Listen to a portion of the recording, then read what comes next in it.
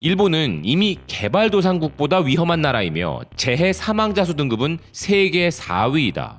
현재 일본의 재난 대비 실태에 대해 일본의 마그마그 뉴스가 비난하는 기사의 헤드라인입니다. 일본은 공공사업 대국임에도 인프라가 너덜너덜하다는 기사는 이번 팬데믹으로 인해 의료 취약성까지 드러났다면서 의료 붕괴 직전에 현 상황을 맞이한 상황에서 이제 일본을 선진국이라고 말할 수 있냐는 소리들이 들려온다는 것이죠. 불행히도 빈약한 것은 의료, 교육만이 아니라 사회 인프라도 선진국이라고는 할 수 없을 정도로 너덜너덜한 상황의 일본이라는 기사는 일본이 세계에서도 보기 드문 공공사업을 많이 추진하는 국가임에도 이 지경이라는 부분을 비난하고 있는데요. 영국과 미국의 GDP 기준 공공사업 비중이 2%대, 독일 등이 1%대인 것에 반해 일본은 3% 후반대임에도 안전 인프라가 열악하다는 것입니다. 또한 이런 이유로 2018년 기준으로도 재해 사망자 수 444명을 기록한 일본은 세계 재해 사망자 수 순위에서 인도네시아, 인도, 과테말라에 이어 4위를 기록 중으로 항상 상위에 위치하고 있는 점을 지적하면서 세계에는 일본보다 훨씬 기후가 가혹하거나 큰 재해가 발생하는 국가가 많고 빈곤으로 인프라 구축을 못하는 국가가 많음에도 일본이 이 기준에서 항상 세계 10위권의 국가라는 것이 정말 꼴불견이라는 기사인데요. 전 세계적인 현재의 팬데믹 재난에 있어서도 기본적인 국가의 재난 대응 능력에 있어서도 일본의 낮은 수준이 여실히 드러나고 있음을 말하고 있는 것이죠. 그런 일본과 달리 우리는 국가 재난 대응 능력의 끝을 보여준다고 해도 과언이 아닌 상태로 그 어느 국가보다 이를 잘 해내고 있는 국가로 정평이 나 있습니다. 이런 상황에서 국민 안전과 관련하여 한국은 규제를 강화하고 있는 부분에 대해 일본은 되려 규제를 완화하고 있는 움직임이 있어 일본인들은 한국보다 못하다는 불만이 터져나오고 있는 상황인데요. 그 부분은 바로 전 세계적으로 선풍적인 인기를 끌고 있는 새로운 개인교통수단 문화, 그 중에서도 전동 킥보드와 관련한 부분입니다. 우리 정부는 5월 13일부로 개인형 이동장치 운전자의 안전을 강화한 도로교통법 개정안 시행을 발표하였는데요.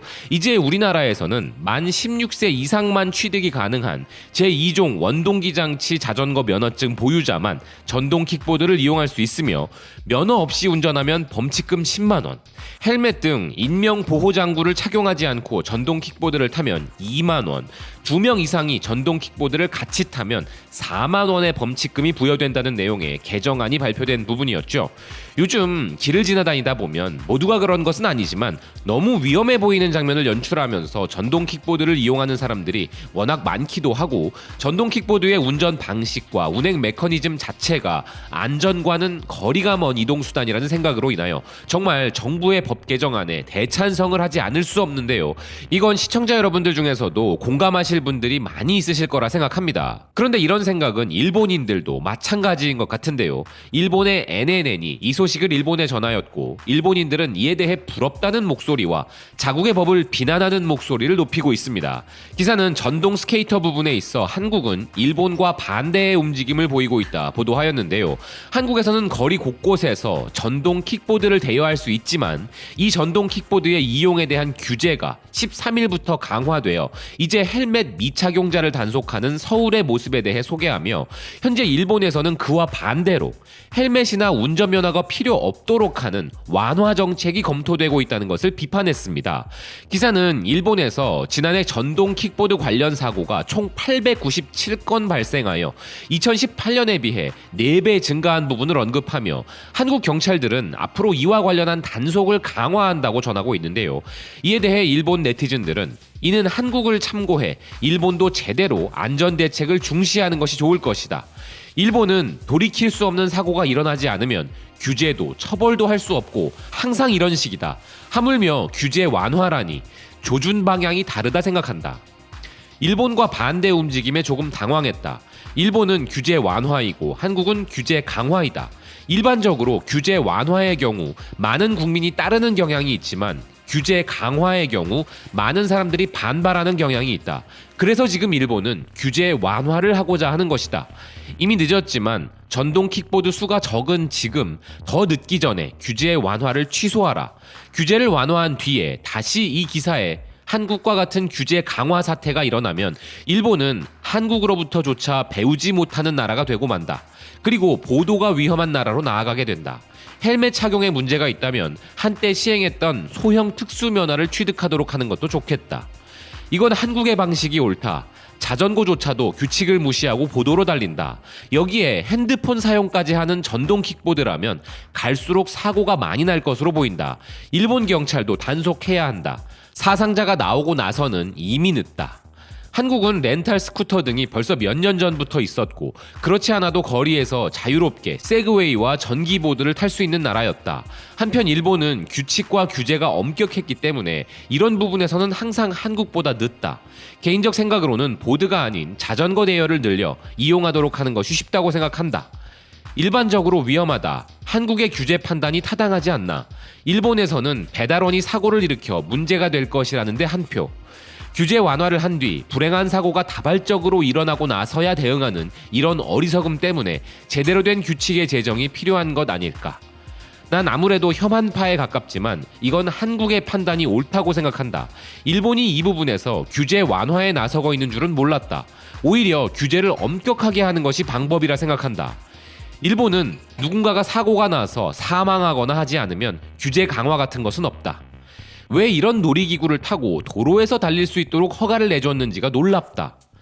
처음으로 한국이 옳다고 생각했다. 부딪히면 둘 다 죽는다니까. 이건 한국이 맞다. 일본은 산업화에 밀려 규제를 완화하려고 하지만 절대적으로 위험하다. 한국이 일본에 앞선 것일 뿐 일본도 곧 그렇게 될 것이다. 대체로 머리가 나쁘다 보니 허락해주는 것이다. 자전거 때문에 이미 무법천지가 되어 있는데 더 심하게 큰 코 다칠 것이다. 전동 킥보드 제조, 판매하는 사람들은 지금보다 앞바퀴를 크게 만들지 않으면 위험하다.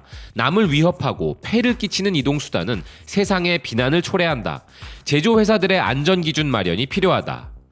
왜 전동 킥보드를 허용했나? 이런 것이 자전거보다 더 위험하다. 일본의 좁은 길에서 사고가 늘어날 것은 눈에 보인다. 라는 반응들을 보이고 있는데요. 관련 산업에 종사하시는 분들 입장에서는 이번 규제가 달갑지 않은 분들도 계실 겁니다. 하지만 이는 단기적인 관점인 것이고 장기적으로 본다면 언제라도 사회적인 문제가 될지도 모르는 부분에 대한 리스크가 제거되고 안전에 대한 인식이 강화될 수 있는 부분이기에 이 방향으로 가는 것이 우리 모두에게 이로운 것이죠. 또한 개인 이동수단이 과도기를 겪고 있는 상황이기 때문에 이런 부분에 대한 정확하고 엄격한 규칙을 만드는 것은 반드시 필요합니다. 개인 이동수단을 이용하는 당사자가 사고를 당할 수 있는 것은 물론이고 보행자를 비롯한 애꿎은 피해자까지 발생하는 상황이 벌어질 수 있기 때문에 대부분의 국내 커뮤니티에서도 이번 규제 강화에 대한 반대보다는 적극 찬성을 하는 여론이 더 강한 것이라 생각하는데요. 탄소 배출과 관련한 환경 문제는 물론이고 미래의 기술의 발달과 트렌드의 변화는 피할 수 없기에 너무 강력한 규제로 산업의 발전을 막는 것도 우리에게 이로운 일이 아닌 것은 맞습니다. 하지만 그렇다고 안전과 생명을 위협하는 범위까지 허용해가면서 기술 발전을 이룩하는 것은 있을 수 없는 일인 것이죠. 혐한이 일상인 일본인들도 이 사안은 한국이 옳다고 인정하는 이번 정부의 조치에 바이스톤 코리아 역시 적극 동의하며 개인형 전동 이동수단을 애용하시는 분들의 안전을 기원하는 바입니다. 시청해주셔서 고맙습니다. 또 뵙겠습니다.